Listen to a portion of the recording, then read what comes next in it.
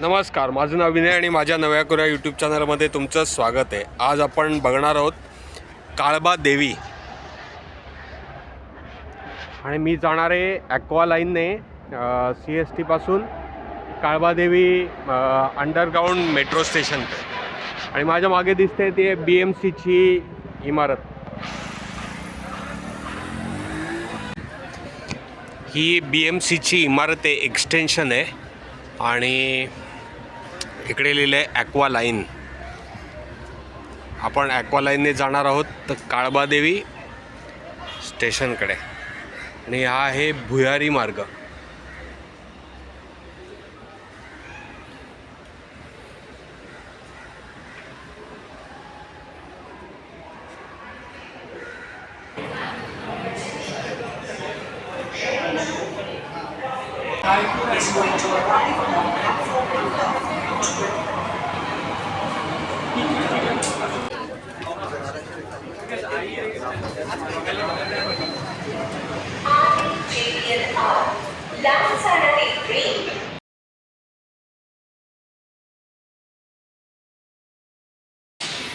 हे काळबा देवी metro station आहे आणि मी आता काळबा देवी परिसरात आलो आहे बाहेर।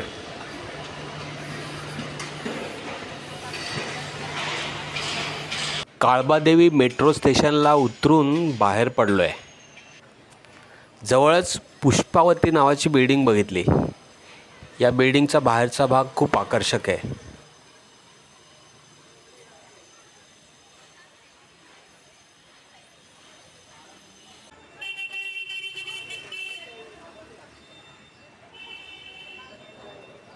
आता मी शिरणार आहे डॉक्टर MB वेलकर रोडवर। या रोडचं दुसरं नाव आहे कोलभाट लेन। वेलकर कुटुंबियांचं मुंबईसाठी योगदान होतं, त्या कुटुंबियांची आठवण म्हणून या रस्त्याला डॉक्टर MB वेलकर असं नाव देण्यात आलं आहे।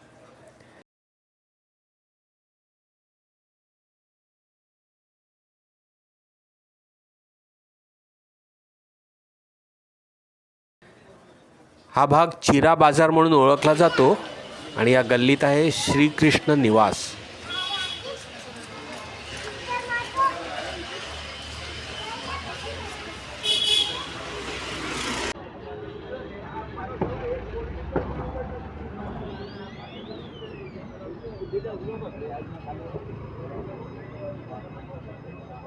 गल्लीच्या बाहेर काळबादेवी रोडवर आलो की समोर जोडूनच आहे हुतात्मा बाबू गेनू रोड आणि बाजूलाच 1918 सालात बांधलेली मीमराज बिल्डिंग।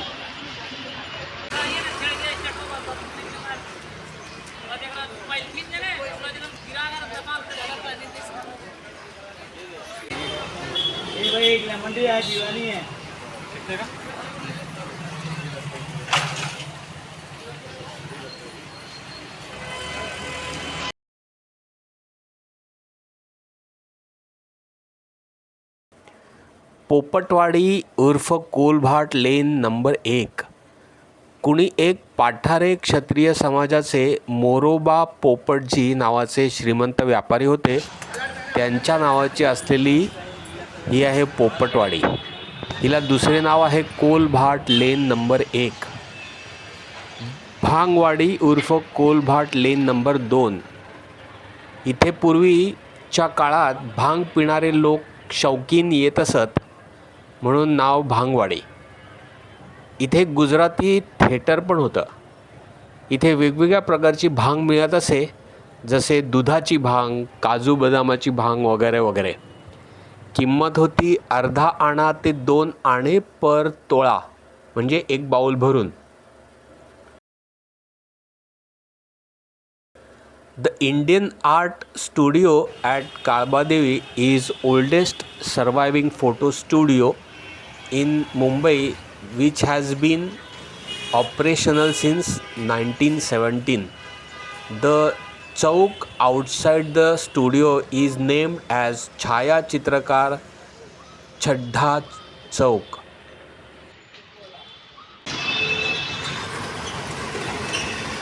हे पूर्वी असे ब्रिटिश काळात असे दिवे लावलेले असायचे, इलेक्ट्रिसिटी नव्हती तेव्हा।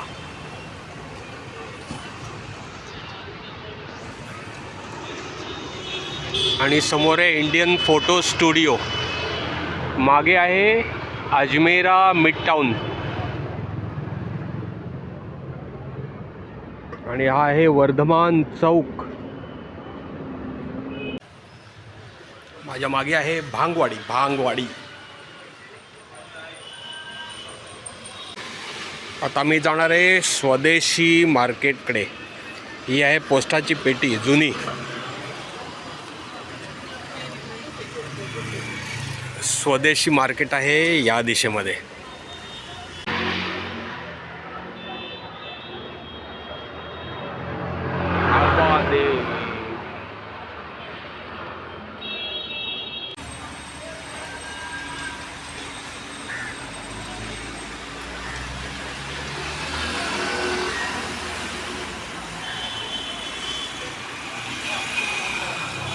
स्वदेशी मार्केट म्हणजेच गोकुळदास मोरारजी मार्केट. स्वदेशी चळवळीच्या वेळी मार्केटला स्वदेशी असं नाव पडलं. हे एक टेक्स्टाईल आणि क्लॉथ मार्केट आहे.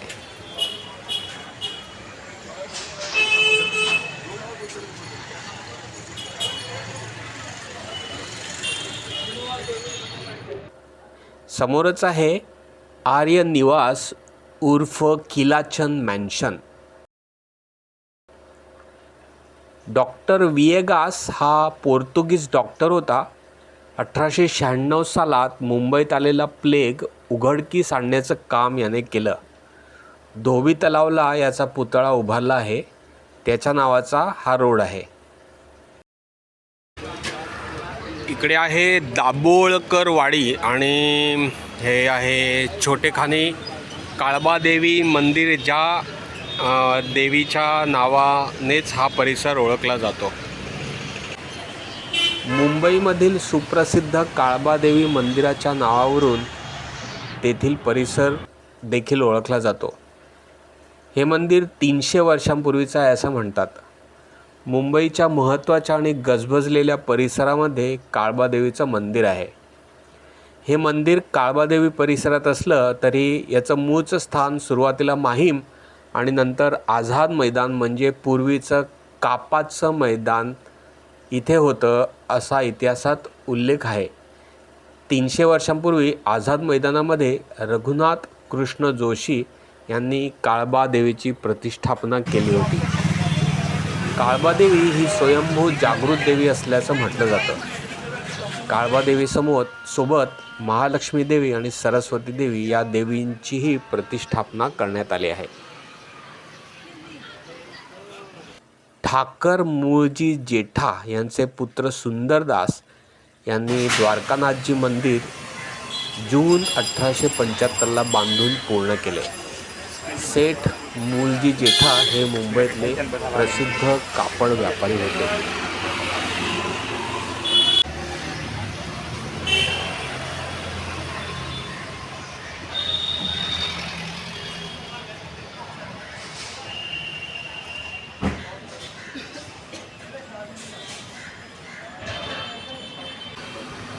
This temple is built by Sundardas, son of Thakur Mulji Jetha, and dedicated to God Dwarkanathji in the year of Samvat 1931, Jyeshtha Shuddha 8th, Friday the 11th June 1875.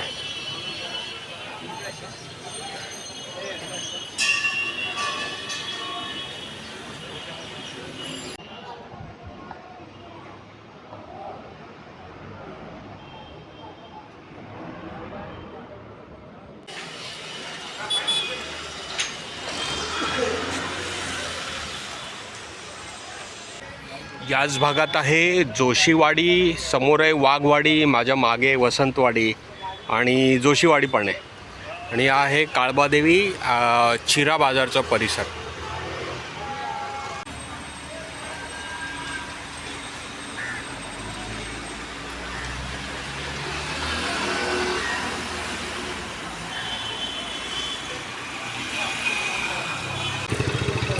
हे आहे Bharat chamber भवन आणि त्याच्या समोर आहे हलाई भाटिया महाजनवाडी.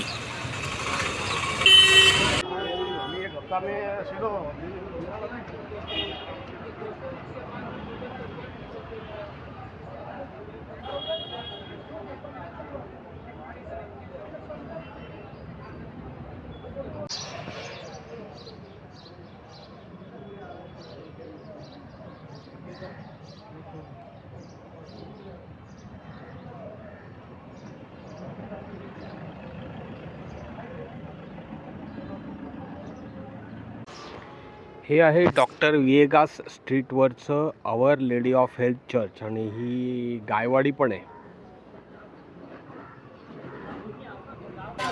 या काळबादेवी परिसरात 100 वर्ष जुन्या ब्रिटिशकालीन इमारती आजही आपल्याला बघायला मिळतात आणि शानदार 3-3, 4-4 मजली अशा महाल टाईप बिल्डिंग आहेत. काळबादेवी रोड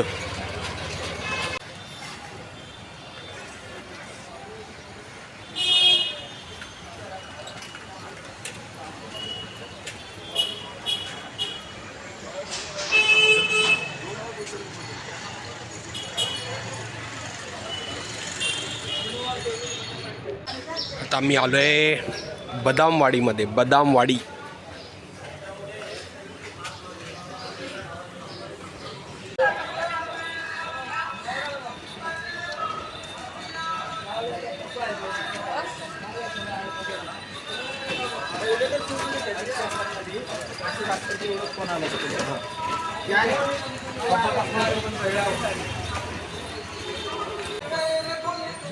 माझ्या मागे आहे द्वारकाधीश मंदिर आणि हा भाग आहे विठ्ठलवाडी आणि मी परत आलो आहे काळबादेवी रोडवर.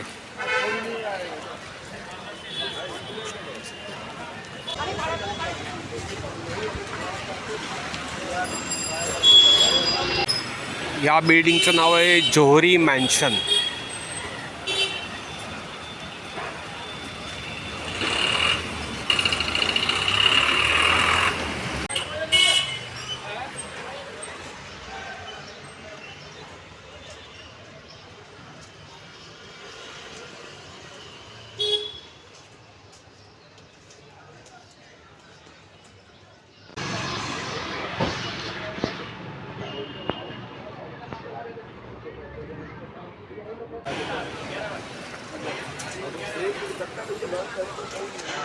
आणि इकडे आतमध्ये आहे रामवाडीचं राम मंदिर आणि ही आहे रामवाडी.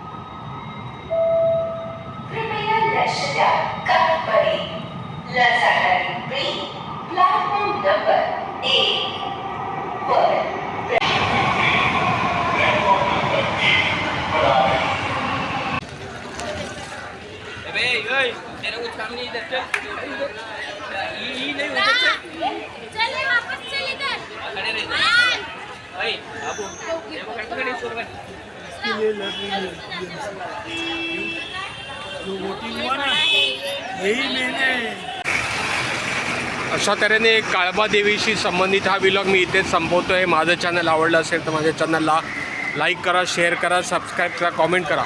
परत भेटू पुन्हा एका नवीन व्लॉगमध्ये. तोपर्यंत बाय बाय, टेक केअर.